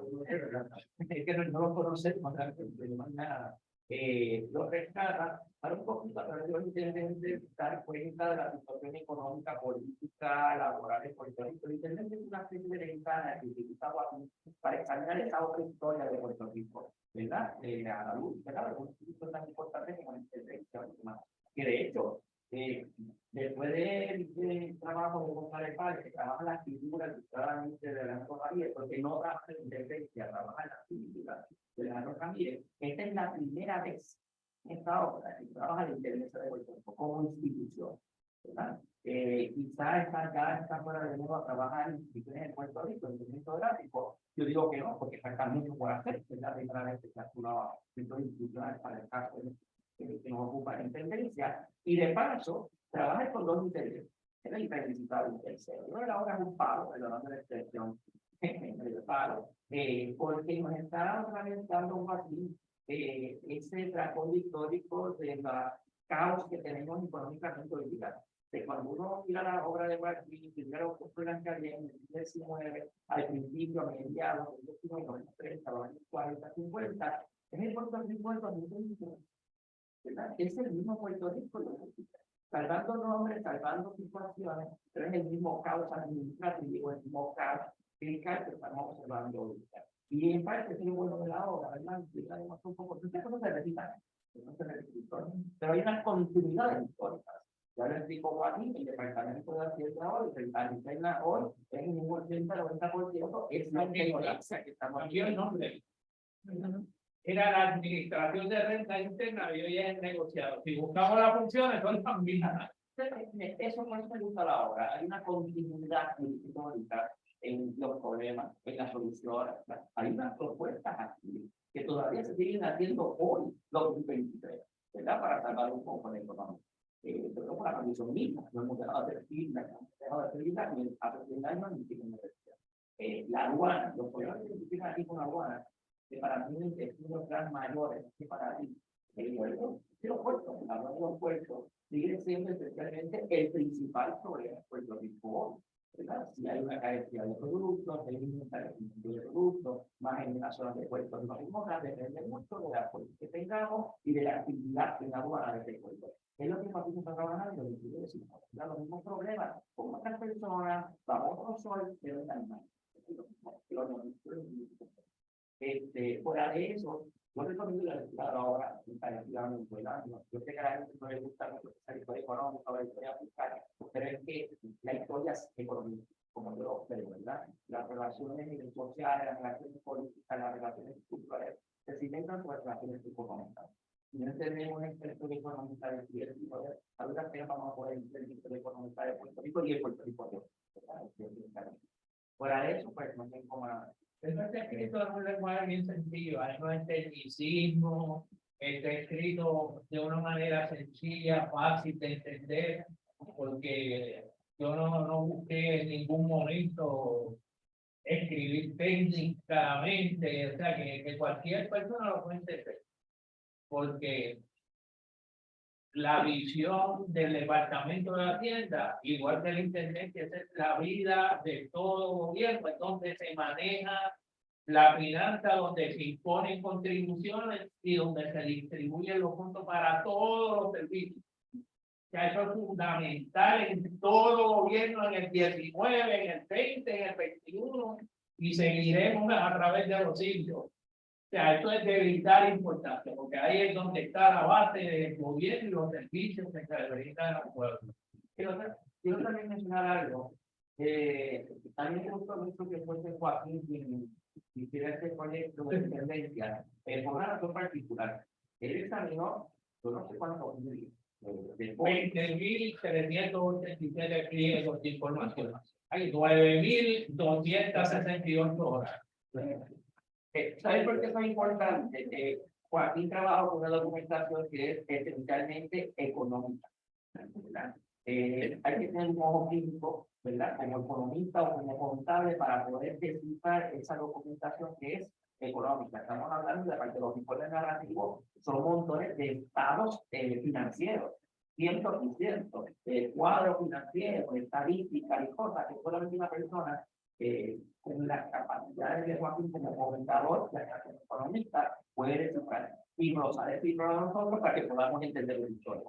Yo he visto esa documentación y a veces yo no la entiendo, porque estamos hablando de estado financiero, la que el mismo no tiene esa destreza para que a veces pueda entender lo que es la hora. Y bien, por eso es importante la hora. Joaquín está tomando la molestia de escribirnos en un lenguaje llano, ¿verdad? Lo que hace sencillo, lo que aparece en un documento económico, y pues ya de ahora cuando lo ve, ¿verdad? Por eso no lo entiende. En parte, pues, Y no es tan fácil, me costó mucho trabajo, porque conocer el tema contable de la época. eso es narrativo. Porque si tuviese un número, un estado financiero, pues yo lo cojo, estoy navegando en mis aguas. Pero claro que descifrar de los escritos, por ejemplo, mira, vendieron 100 cajas de cerveza. Ya, no es fácil, esto es extraerlo, coger el dato, compilarlo para después llevarlo a una estructura financiera para poderlo descifrar. Ese estado financiero yo lo descifré completamente. Yo le hice todos los balances y análisis de comprobación, están hechos ahí. Como si fuera un informe de auditoría, pero son palabras bien sencillas. Mire, se coge el total de ingresos y los gastos y llevan esto para que lo puedan entender. ¿Usted tenía una pregunta? Sí. Sí, Yo sí estoy afortunada. Yo hice un trámite de taller ayer, actividad de economía, y yo creo que por el doctor Manuel Santiago, que me dio para trabajar ahí en Santiago, a los cuerpos director de la Oficina Permanente de Presupuesto de la Asociación de Economía. sí. Yo hice creando todas las clases de Hacienda Pública y Política Pública. Lamentablemente, él comenzó, que yo estuve, que como yo me trasladó cuando no tuvieron tan pérdida legislativa, cuando yo conseguí trabajo, y nos quedamos con el dinero, ¿sabes cómo era esto? Y él me reclutó, yo vi todo, lamentablemente, yo desconozco por qué no se vivió. Pero él sí hizo investigación y sí presentó, porque personalmente conservo un libro sobre la historia histórica del presupuesto en Puerto Rico, que es muy limitado porque no se ha escrito. Sin embargo, todos los historiadores no saben la casa. Tenía mucha documentación. Yo he leído parte de los textos. Usted sabe, otra persona que tenía mucha información que lamentablemente No publicaban, digamos. yo siempre se lo decía. Y era mi amigo, fue mi compañero de gabinete cuando yo estuve en el gobierno constitucional, que fue Merejo. Meregildo. Meregildo, una de esas mentes privilegiadas. Y Meregildo funcionaba con el presupuesto. Él dirigió varias agencias y él era un individuo que eso que acogía el funcionamiento a ese presupuesto. Y tenía mucha información porque él fue director de planificación por muchos años. Pero yo no sé qué le pasó, una mente brillante, no publicó. No publicó. Por darle de gracia, algo de entender. Bueno, pero bueno, mire, yo le voy a decir más, que el aspecto de dinero. Yo creo que era Bien. política. Más de otra cosa. Porque cuando uno está amarrado a estas posiciones, yo por lo menos tuve la libertad, porque como yo no soy ni rojo ni blanco,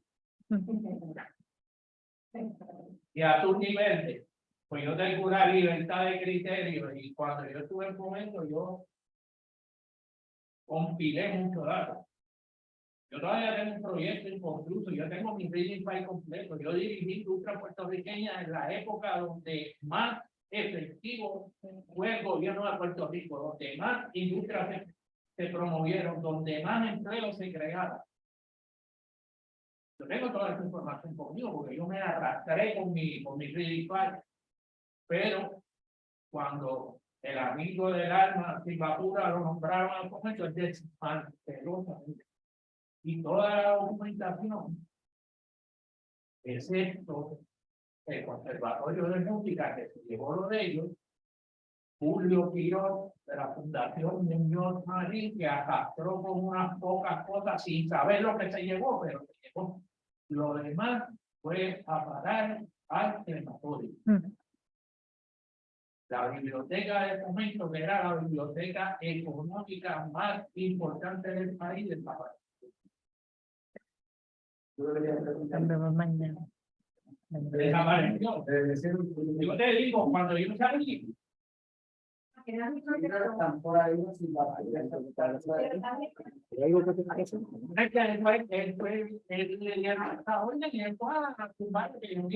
yo salí de mi posición, yo entré en el momento porque todo el mundo se fue a correr. Y yo, sin ser popular, tuve que entregar la gente. Todo el mundo se fue a acomodarse, pero la gente se quedó sola. Yo salí el 13 de enero del 93. Yo regreso a Fomento. Cuando iba a hacer mi tesis doctoral, que yo digo, voy a hacer la industria puertorriqueña. Yo conozco bien, tengo muchos datos. Cuando yo voy allí, llego allí, pregunto la biblioteca y una señora me dice, ¿qué de qué usted habla? Y a mí aquello como que me molestó, pero yo le decía, fui a la biblioteca y estaba en tal sitio. Dice, ay, muchachos, si eso lo votaron.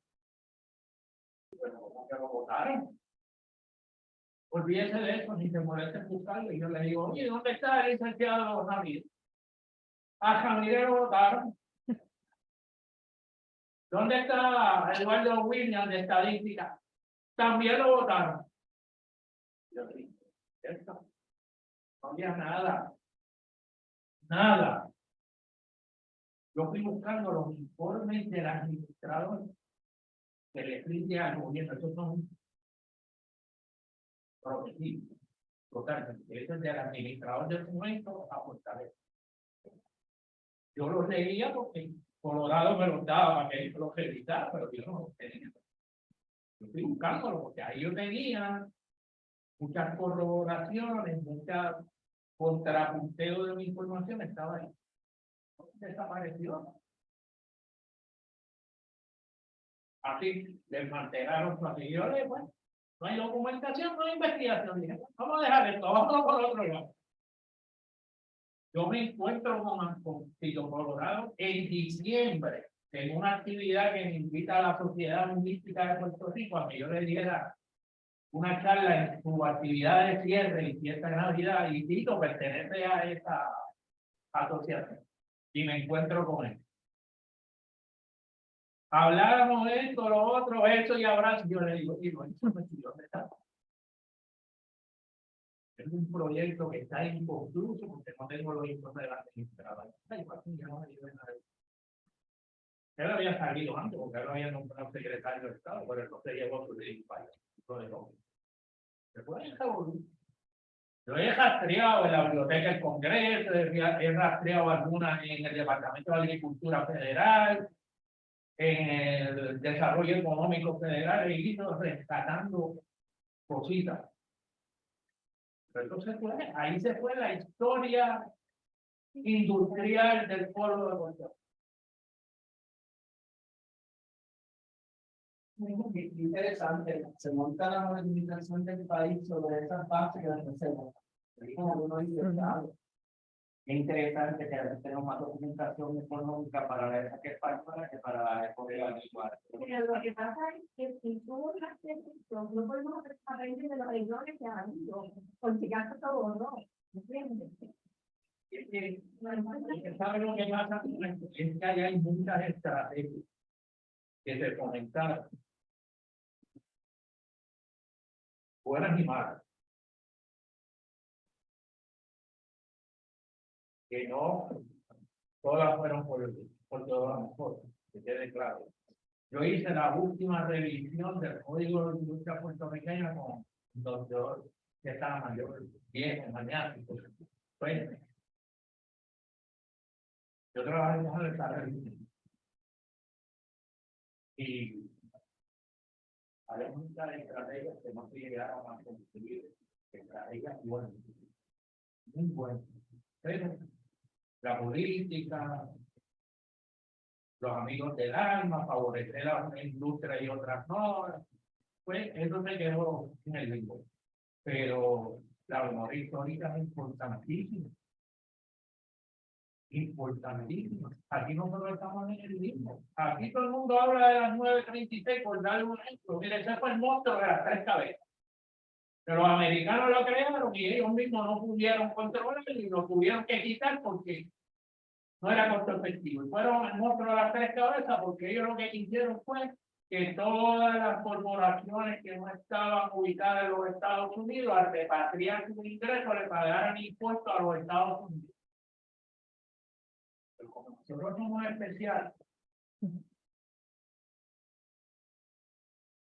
la ley le dio 5 años de una extensión del 90%. Y aquí quedaron una exención del 10% para que el dinero que ellos generaran en Puerto Rico se quedara en los bancos de Puerto Rico por 5 años y no pagaban contribuciones. Pero no le pagaban a los americanos y no lo pagaban a nosotros. ¿Qué era lo que hacía? Que le compraban a los matrices de los Estados Unidos, pagaban las materias primas y la red de Puerto Rico.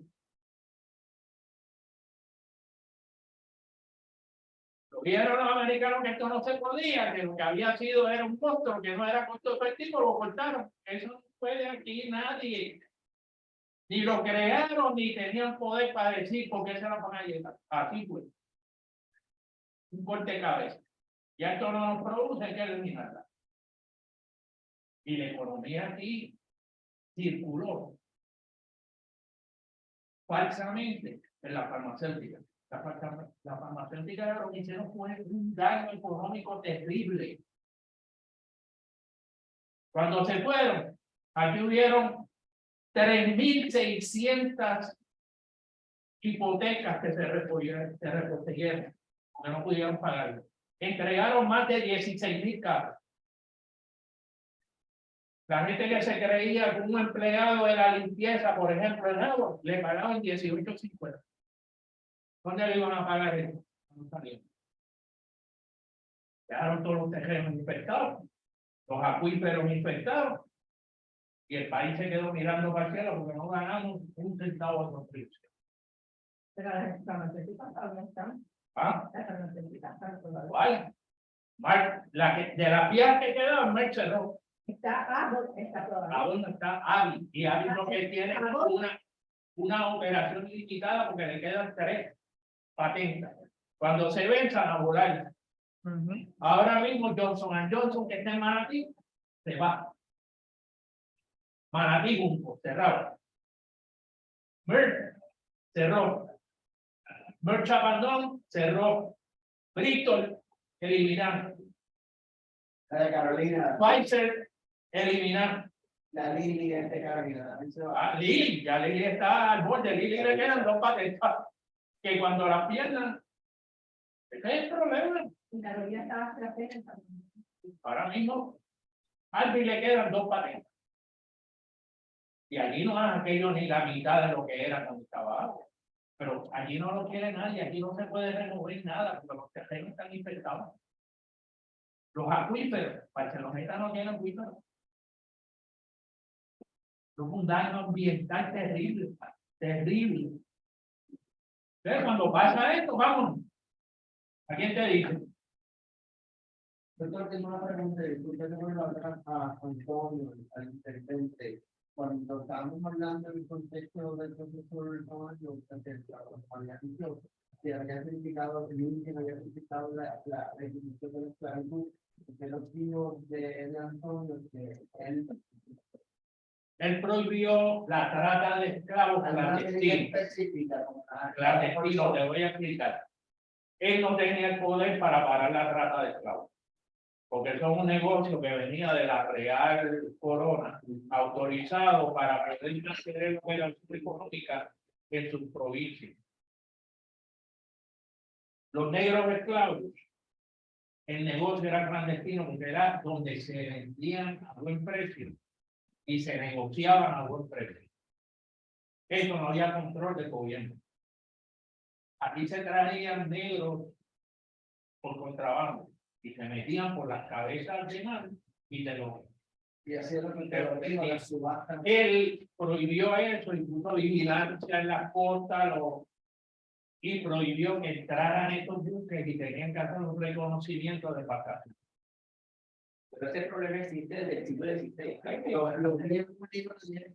Sí, eso no es nada nuevo, siempre pasa así. Se le llama nuevo hoy día, mira, en Puerto Rico hay trata de personas.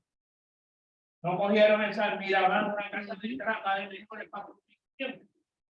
Nosotros tenemos la esclavitud en pleno siglo XXI. Lo que pasa es que ya le ponen otro nombre.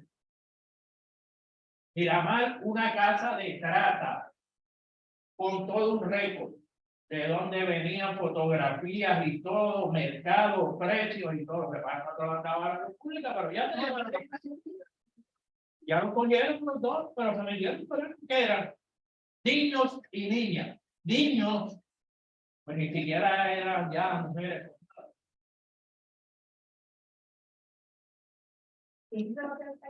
Porque esto es una sociedad enfermiza. Una cosa espantosa. Aquí hay una depredación sexual y viejos buscando nenas y agua.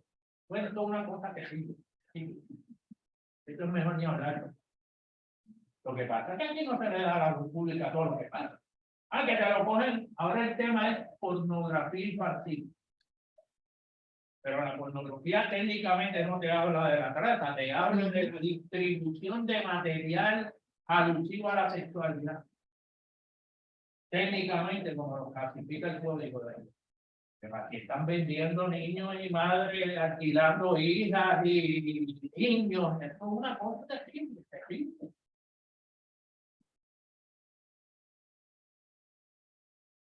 Es preciso ver, tener la curiosidad algún día, vete a buscar el libro de novedades de la policía. Donde tienen que escribir, ya. No se fijo. Tú buscas ahí y te enteras de las cosas en el crudo de la realidad.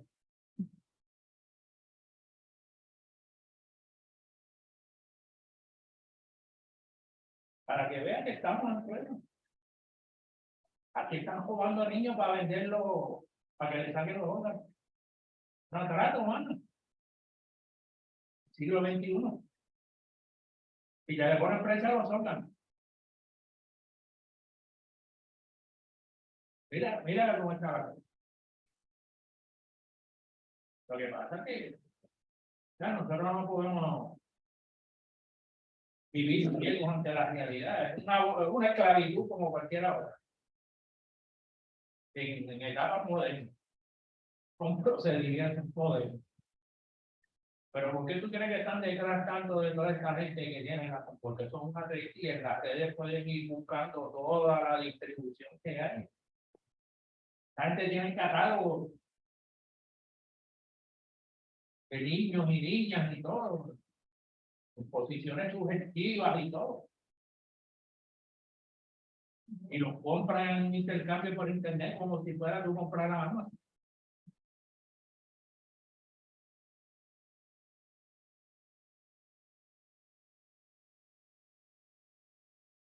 Pues jóvenes, yo les agradezco mucho. Si no hay más preguntas, los libros.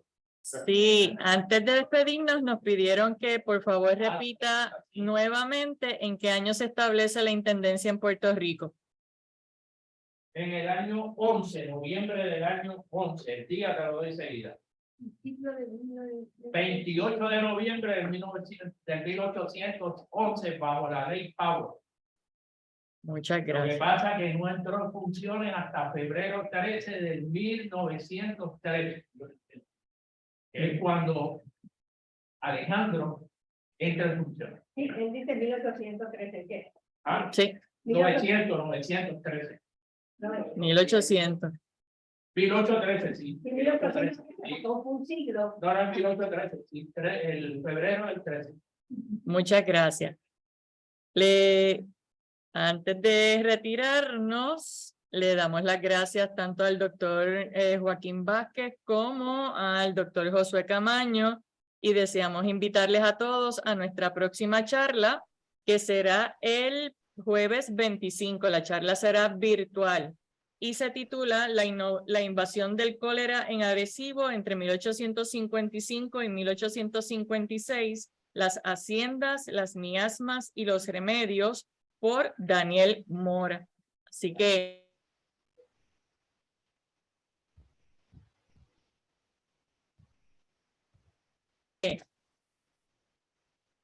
y los libros ahora sí. Una pregunta.